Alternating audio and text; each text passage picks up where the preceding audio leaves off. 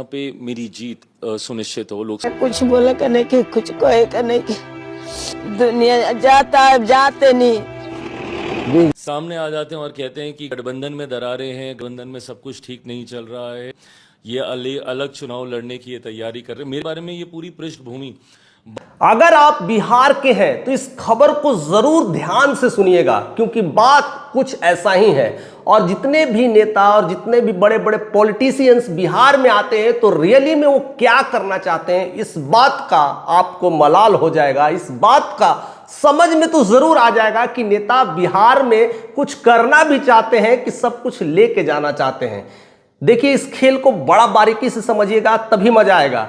क्योंकि देखिए, अंग्रेज भी भारत में शासन किए थे और भारत में कई सारे सड़कें बनवाई थी, कई सारे किला और ऐसे ऐसे बहुत सारे स्मारक बनवाए थे। इसका मतलब तो ये तो नहीं कि भारत गुलाम नहीं था, तभी तो हमने लड़ाइयाँ लड़ी थी।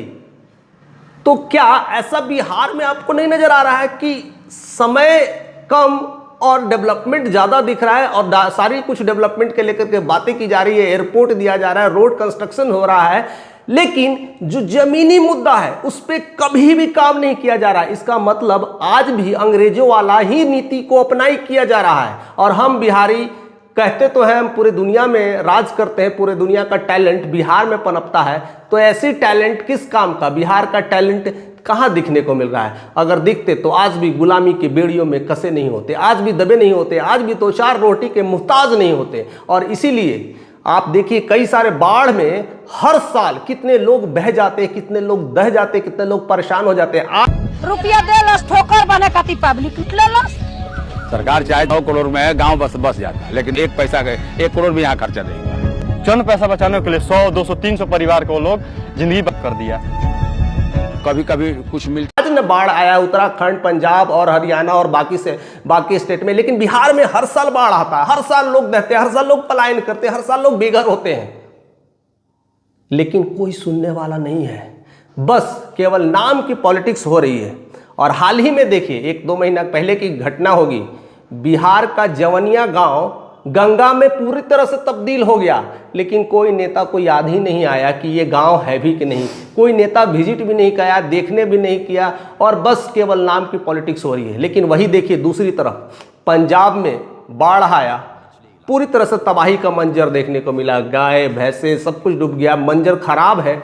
लेकिन वहाँ पर नेताओं का शिरकत देखिए, मैं नहीं कहता हूँ कि गलत है। आज नेपाल की जो घटनाएं आपने तो देखा है, जैसा कुछ हुआ वो तो मैं नहीं बात कर रहा हूँ, लेकिन पंजाब की घटनाओं को देखिए, जिस तरह से बाढ़ आया, प्रॉब्लम्स हुई, उसके बाद देखिए 2 चीज सिनारियो देखने को मिलता है। पहला सिनारियो है कि राहुल गांधी फ्रंट फुट पे आ चुके हैं और वहाँ के लोगों के साथ कदम कदम मिला करके बढ़ रहे हैं। रोड ठीक नहीं है, रोड पे कीचड़ पड़ा है, लेकिन कीचड़ में चल रहे हैं। रास्ता नहीं है, गाड़ी जाने का नहीं है, तो ट्रैक्टर पे जा रहे हैं। बहुत अच्छी बात है, इसमें कोई दो राय नहीं है। लोगों को सपोर्ट कर रहे हैं, समर्थन कर रहे हैं। ऐसा ही नेता को करना भी चाहिए, और ऐसा वो करते करते पंजाब के लोगों के मसीहा हो गए हैं। एक दूसरा सिनारियो भी देखने को मिलता है, प्रधानमंत्री मोदी वो भी पंजाब का दौरा करते हैं, लेकिन वो हेलीकॉप्टर से दौरा करते हैं, कुछ मीटिंग्स करते हैं और 1600 करोड़ का भुगतान देके चले जाते हैं। एक वो भी सपोर्ट है। लेकिन एक बिहार का सपोर्ट, जवनिया तो पता नहीं कहाँ चला गया, तब्दील हो गया, पूरा गांव ही बदनसीबी के मंजर पर खड़ा है। कहाँ गया बिहार में सपोर्ट? तो ऐसे होते हैं काम करने वाले और नहीं काम करने वाले। आपका सपोर्ट और काम वही करेगा जब तक कि आप मजबूत ना होंगे। और बिहार की मजबूती बिहार के वोटर्स में है, ना कि बिहार के और किसी नेताओं में है। अगर बिहार का हर इंसान इस बात को समझ जाए और अपने अपने क्षेत्र में जो बढ़िया नेता है उसको सपोर्ट करे, वो चाहे किसी भी दल का हो, चाहे बीजेपी हो, चाहे एनडीए हो, चाहे राजद हो, चाहे जनसुराग हो, चाहे निर्दलीय हो, चाहे कोई भी हो, जो वहाँ का नेता बढ़िया काम कर सकता है, उस जगह का विकास कर सकता है, उसी ही हमें समर्थन करना चाहिए।